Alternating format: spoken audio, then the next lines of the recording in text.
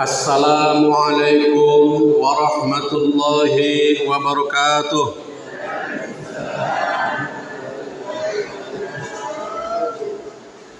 Alhamdulillahil qail wa qulna ya Adam uskun anta wa zawjukal jannata wa kula minha ragadan haitsu syi'tuma.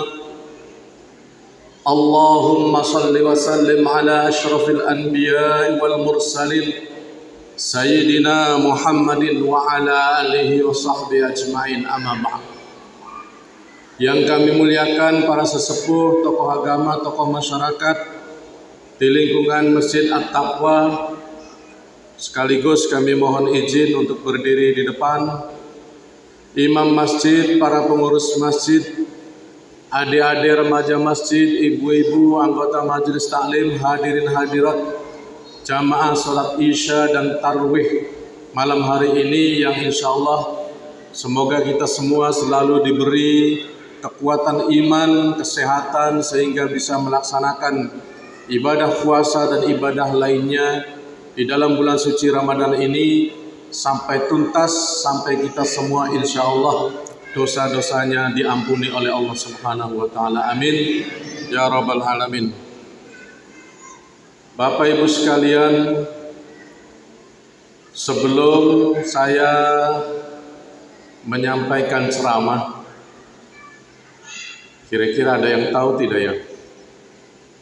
Tujuan Allah menciptakan Nabi Adam itu selain untuk beribadah, untuk apa lagi?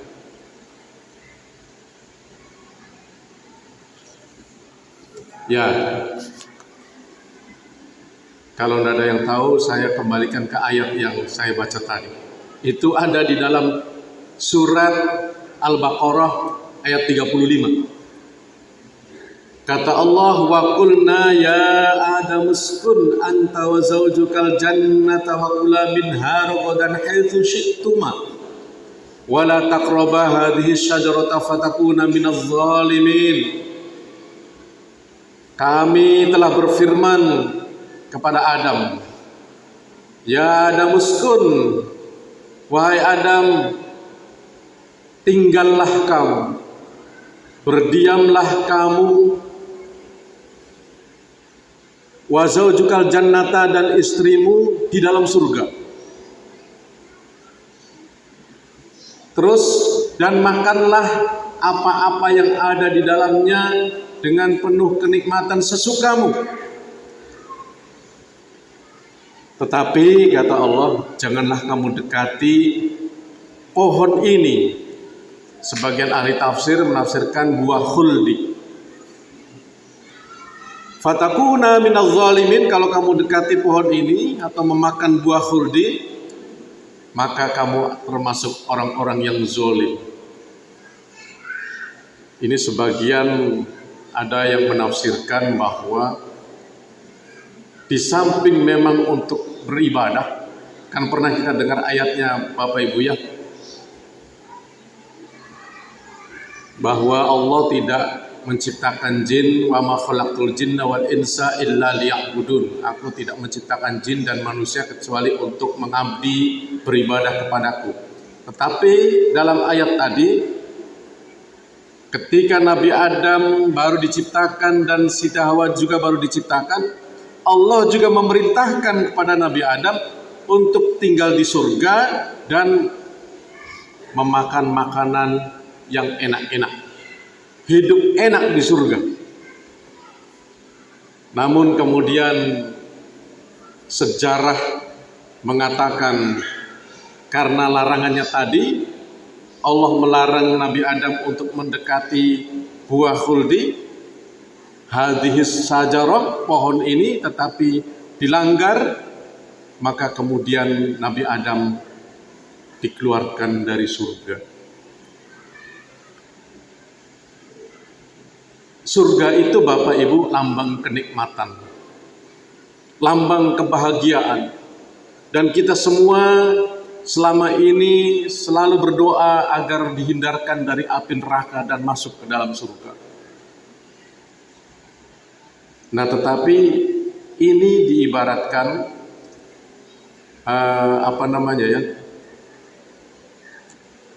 setelah ada kenikmatan itu, begitu melakukan katakanlah dosa Nabi Adam, kesalahan, maka kenikmatannya jadi hilang. Nah, ini ditafsirkan juga oleh sebagian ahli tafsir. Kadang-kadang Bapak Ibu, kesusahan hidup kita, keruwetan hidup kita, penderitaan hidup kita itu karena masih ada dosa-dosa yang kita miliki. Nah, makanya agar kita bisa nikmat dalam hidup ini, salah satu upayanya adalah mari kita hilangkan dosa-dosa kita. Supaya apa? Supaya kita bahagia.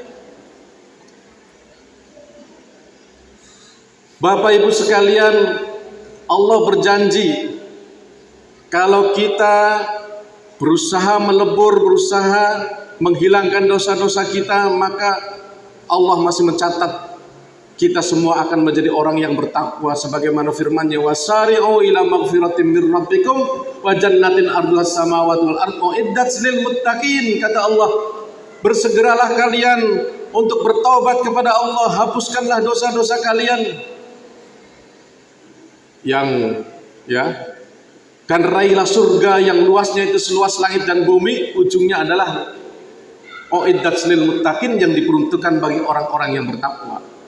Jadi kalaupun kita misalnya saat ini masih banyak dosa, masih punya dosa, kemudian kita ikuti ayat ini, perintah Allah, bersegera bertobat, insya Allah masih bisa dicatat sebagai orang yang muttaqin. Berikutnya, puasa juga Allah wajibkan kepada kita, tujuannya adalah la'allakum tattaqun. Sering kita dengar ayatnya sebelum-sebelumnya. Untuk bertakwa. Nah, Bapak Ibu, kesempatan ini sudah episode terakhir nih. Kesempatan buat kita untuk bertobat kepada Allah, untuk minta ampun kepada Allah. Kenapa?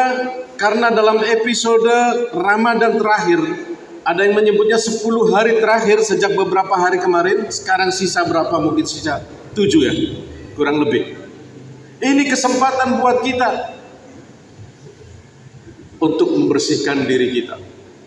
Nah, memang bulan Ramadan ini Bapak Ibu, kalau kita ibaratkan seperti mesin cuci, itu kita ini sedang dicuci oleh Allah. Yang mesin cuci itu kan dipencet, kemudian baju-baju dimasukkan, tergulung dia, diputar-putar oleh mesin. Itu kan tidak enak gitu. Kalau dia punya perasaan pasti dia sakit itu, diputar-putar. Tapi tujuannya adalah untuk dibersihkan. Setelah itu disepul, setelah itu dikeringkan, maka jadi bersih. Kita juga seperti itu di dalam bulan suci Ramadan. Oleh Allah kita akan sedang dicuci. Makanya kita lapar. Ya, agak kurang enak kan lapar, menderita lapar, pengen ngomong salah-salah, takut dosa, bertengkar juga dilarang. Pokoknya semua serba dibatasi. Melakukan hubungan suami istri di siang hari juga dilarang. Tapi kita sabar, kita lakukan. Kenapa? Karena kita tahu kita sedang dicuci. Insya Allah nanti selesai Ramadan, maka kita masuk pada Idul Fitri. Id itu kembali, fitri itu fitrah, kembali suci. Dosa-dosa kita seakan sudah dihapus oleh Allah semua. Kalau ibadah puasa kita, ibadah-ibadah lainnya semuanya diterima oleh Allah, insya Allah dosa-dosa kita akan terhapus pada saat Idul Fitri. Nah, makanya dalam ayat 35 surat Al-Baqarah tadi, sampai sebagian besar ada yang menggunakan banyak nih anak-anak muda juga sudah banyak ngetren. Waduh, ini saya kalau mau sukses, hati-hati, saya nggak boleh berbuat dosa. Itu sudah mulai bagus Pak sekarang. Anak-anak pelajar, mahasiswa yang ikut kajian, ikut ceramah, mulai ngerti.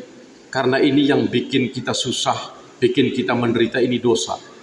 Maka ketika dia berusaha menghindari dosa, bertaubat kalau sudah pernah berdosa, insya Allah hidupnya akan bahagia. Wa may yattaqillaha yaj'al lahu makhraja wa yarzuqhu min haitsu la yahtasib. Janji Allah, barang siapa yang mau bertakwa, barang siapa yang mau menghapuskan dosa-dosanya, berusaha menghindari dosa, yang sudah pernah berdosa bertaubat, kemudian menjadi orang yang bertakwa, yaj'al lahu makhraja, maka akan dimudahkan jalan hidupnya.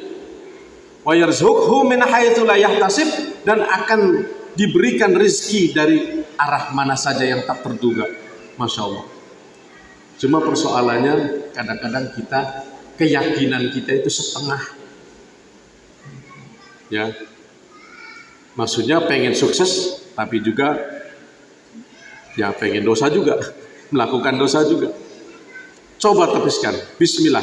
Dan Ramadan ini mari kita jadikan sebagai tonggak untuk pembersihan dosa-dosa kita, Bapak Ibu sekalian. Ya, kalau sudah insya Allah ya tinggal nanti kalau sudah Idul Fitri, tinggal kita pertahankan, tinggal kita berusaha mempertahankan. Karena apa? Karena memang manusia biasa seperti kita ini mudah sekali tergelincir kepada dosa. Itulah sebabnya kalau kita ingin kuat, maka kita harus munculkan komitmen di dalam hati kita. Bismillah, saya sudah berusaha ini bulan Ramadan bertobat. Saya sudah berusaha mengikuti semua apa yang Rasulullah sampaikan, ya. Keimanan, wahtisaban, puasa, ibadah-ibadah selain puasa di dalam bulan suci Ramadan dengan penuh keimanan dan ihtisaban, dan kemudian ghufira lahu ma taqaddama min dambi, dosanya sudah diampuni, maka saya harus pertahankan. Insya Allah pasti kita akan bahagia, pasti kita bahagia. Dan memang bahagia itu dalam pandangan Islam, Bapak Ibu, tidak selamanya berupa uang. Ya, jangan salah tafsir. Wah, nanti misalnya mohon maaf nih, setelah Idul Fitri di antara kita berusaha mempertahankan dosa. Kenapa kok saya tidak sukses? Nah, misalnya. Mari kita belajar menjadi orang yang bertakwa. Dan ketika menjadi orang yang bertakwa, dua saja sifatnya orang bertakwa kita amalkan, Bapak Ibu, insya Allah kita bahagia. Yang pertama, pandai bersyukur. Yang kedua, harus mampu bersabar. Ketika kita sukses, pandai bersyukur, insya Allah kita bahagia. Dan ketika belum sukses dari segi duniawi, kita bersabar, kesabaran itu juga merupakan kebahagiaan. Rasakan saja Bapak Ibu. Ketika kita susah, kemudian kita bersabar, tawakaltu ala Allah, saya tawakal pasrah kepada Allah, hati kita menjadi tenang. Walaupun makan nasi dengan lauk seadanya, walaupun hidup di dalam gubuk derita, tapi dengan kesabaran, dan ini yakin Allah sedang menguji kita. Itu justru bahagia juga. Nah, inilah pengertiannya bahagia itu. Inilah yang dapat kami sampaikan. Mudah-mudahan mari kita semua, termasuk diri saya juga, ya, untuk selalu berusaha memanfaatkan akhir Ramadan ini dengan sebaik-baiknya, agar apa yang pernah kita lakukan di masa lalu, dosa-dosa kita, kesalahan kita kepada Allah, dan juga kalau ada dosa kita kepada saudara-saudara kita yang lain, kepada tetangga, kepada orang tua, anak, istri, teman di kantor, teman bekerja, mari kita usahakan minta maaf. Karena memang kadang dosa itu dua, di samping kepada Allah, kadang-kadang juga kepada manusia. Kita minta maaf kepada manusia, kalau kepada Allah banyak-banyak baca istighfar dan tidak melakukan dosa itu lagi. Kemudian dosa-dosa itu kita ganti dengan perbuatan baik. Insya Allah akan mendapatkan keberkahan. Amin ya rabbal alamin. Terima kasih. Mohon maaf kalau ada yang kurang berkenan. Billahi taufiq wal hidayah. Assalamualaikum warahmatullahi wabarakatuh.